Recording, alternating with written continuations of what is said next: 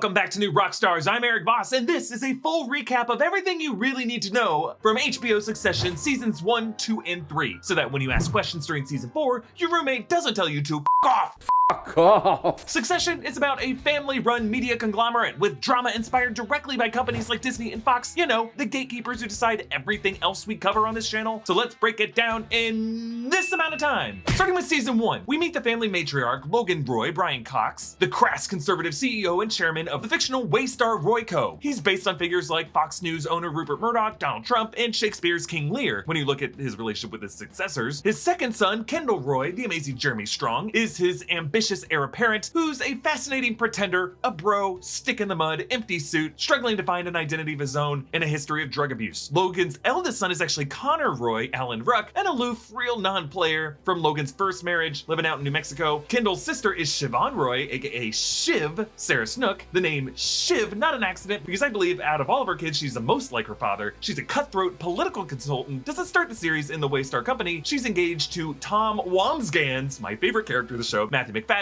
He's really a pathetic kiss-ass company man who goes on, I believe, the most interesting arc of this series. Logan's youngest is Roman Roy, Kieran Culkin, who is a walking troll meme with an edgelord sense of humor, who does and says everything just to make everyone in the room uncomfortable, and never sits in a chair normally. And then there's Greg Hirsch, Nicholas Braun, aka Cousin Greg, the grandson of Logan's estranged brother. He stumbles into the family at the start of the series after getting fired from the company's theme park division, and he just keeps falling upward under the wing of Tom. Tom uses Greg as a punching bag whenever he gets abused by his wife Shiv or the other members of the Roy family. So the series begins with Logan suffering a stroke, creating a succession crisis among his kids and among the company, and within the family trust with Logan's new wife Marcia. Kendall steps in after pushing through a deal to buy upstart Vaulter and discovers Logan secretly put the company in debt. So Kendall brings in venture capitalist Stewie, who secretly represents Logan's media rival Sandy Furness. Tom, meanwhile, inherits a crisis of cover-ups of deaths and sexual assault in the company's cruise division, so he enlists Greg to destroy the evidence over Thanksgiving. Shiv cheats on Tom with Nate, who has been trying to recruit Shiv to work on the campaign of Gil Evis, a Bernie Sanders type figure. Logan's physical and mental state is wavering, so Kendall tries to oust him with a vote of no confidence, but fails to secure enough board votes when Roman cowers to his dad. Kendall ends up relapsing and strikes a deal with Stewie and Sandy to give Logan what's called a bear hug, a hostile takeover of the company through a shareholder vote. He tells Logan this on the day of Shiv and Tom's wedding in England, and on the night of the reception, Kendall gets high with a caterer that Logan had fired, and they drive off the road into a river. The caterer drowns, Kendall runs, pretends nothing happened, but Logan's security finds Kendall's room key and Logan blackmails him into dropping out of the hostile takeover. It's kind of the craziest thing to happen on the show so far, but it's also based on the real life events of Ted Kennedy running his car off a bridge in Chappaquiddick and leaving his girlfriend to drown. This shit totally happens, and rich people always get away with it. Also, Shiv tells Tom about the affair on their wedding night and pressures him into an open marriage on their wedding night. On our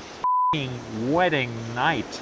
The satellite launch Roman was overseeing explodes, and Connor, with his escort-turned-girlfriend Willa, the most grounded character we really get to know on the show, friggin' Connor decides to run for president. Okay. In Season 2, Kendall becomes Logan's soulless puppet. He has to gut his own prized acquisition of Vaulter, and Logan, to give him leverage in the proxy battle, targets rival media giant Pierce, a liberal-leaning prestige news organization also run by a family, but a fascinating bizarro version of the Roys. They're led by Nan, Cherry Jones, and Rhea, Holly Hunter. On a hunting trip, Logan makes Tom, Greg, and CFO Carl play Bar on the Floor to find out who leaked stuff about him to a biographer, and it comes out that Roman went around Logan to reach out to the Pierce family first, which is embarrassing. During this time, Roman and General Counsel Jerry begin a messy sexual relationship where Jerry advises Roman and demeans him over the phone as he gets off to it. As the head of the news division, Tom is dealing with their controversial white nationalist anchor, leading to an active shooter situation in the offices, and Greg had kept some of those papers for that cruise scandal to use as leverage someday, and he still keeps them even when Tom tries to burn them. Shiv bristles with Senator Gill over Waystar's mean new coverage and quits the campaign to work for the company after Logan hints that he might make her CEO. But when this Pierce deal almost comes together, Rhea is announced as Logan's successor, but at the last minute, this cruise scandal breaks and Nan exits the deal. It's dead. In frustration, Logan backhands Roman, and it all comes out that Logan definitely used to hit Roman. There's mysterious scars on Logan's back as well from his uncle. Everyone in this family is abusing each other. In fact, we also learned in Season 1 that Kendall, when they were kids, would make Roman eat dog food and stay in a dog cage for hours. Yeah, it was a game. I had to go climb in this big dog cage in the kitchen and wait for someone to come collect me. As season 2 comes to a close, Gil leads Senate hearings against Waystar over the scandal, and Shiv persuades a witness not to testify. On the family yacht, it's debated whether Tom or Kendall will take the fall for the scandal, and Tom confronts Shiv over how miserable he really is in their marriage. Logan picks Kendall to eat the shit, but during the press conference, Kendall regains his spine and says Logan knew everything. It was all Logan. Greg standing by with the receipts. And Logan, watching this on TV, looks oddly proud of his son for coming after his old man. Now, sometimes when you love a TV series or a movie, it's not enough to just have been watching it. You need some merch to commemorate the occasion, and Nerd Riot's got you covered. If the finale of The Last of Us left you hungry for more, pick up a Lunch of Us tee, available in cream or black, featuring the logo of Todd's Steakhouse from episode 8 of the series. Don't eat there though, just don't do that, unless you're a cannibal, in which case, bon appetit. If you're stoked for the upcoming John Wick movie, Nerd Riot has a whole line of John Wick shirts to make you feel like you've got a seat at the high table. There's the Baba Yaga tee, the Gun Chucks tee, and a tee for the high table itself, proclaiming, "I have served, I will be of service." Get them now and you'll be able to wear them to opening night, and then also the next weekend when you see John Wick Chapter 4 for the second time. And of course, if you're obsessing over The Mandalorian right now, there's a whole line of Mando merch in the Way collection with tees, beanies, hats, and even stuff for kids. To get your hands on the merch you need, head to nerdriot.shop today. Join the riot over at nerdriot.shop. So then on to season 3, Kendall is crazy. He hustles to lure his siblings to join his side, but he fails. Logan names Jerry as temporary CEO. An unhinged Kendall keeps crashing company events. Logan pisses off the Justice Department, leading to an FBI raid of Waystar's offices. Tom spends this whole season preparing for jail time, but at the last minute the government settles with Waystar, so Tom has to face his failing marriage with Shiv, who signaled that she didn't want to have kids with him. Greg during this time is pinging back and forth with Team Kendall and Team Logan. His grandfather gives his inheritance to Greenpeace, so Greg takes the money from Logan and he sues Greenpeace. You're going to sue Greenpeace?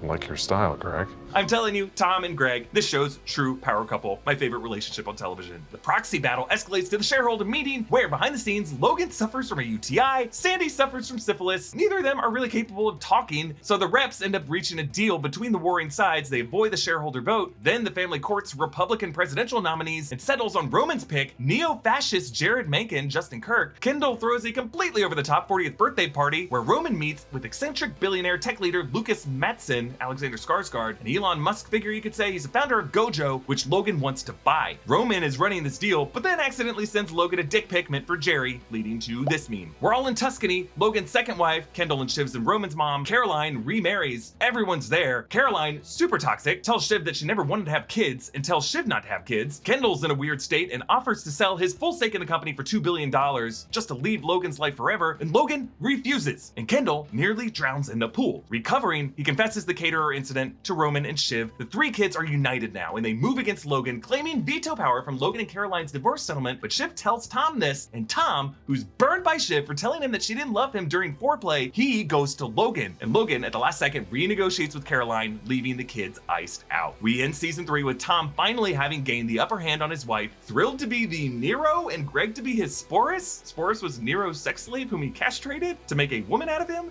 And in the final shot of the season, Shiv clutches her abdomen, and the three siblings recreate the shot composition of Kendall's earlier confession. This show is so freaking good. And I didn't even have time to get into the amazing cinematography, the blocking, the writing, the acting, the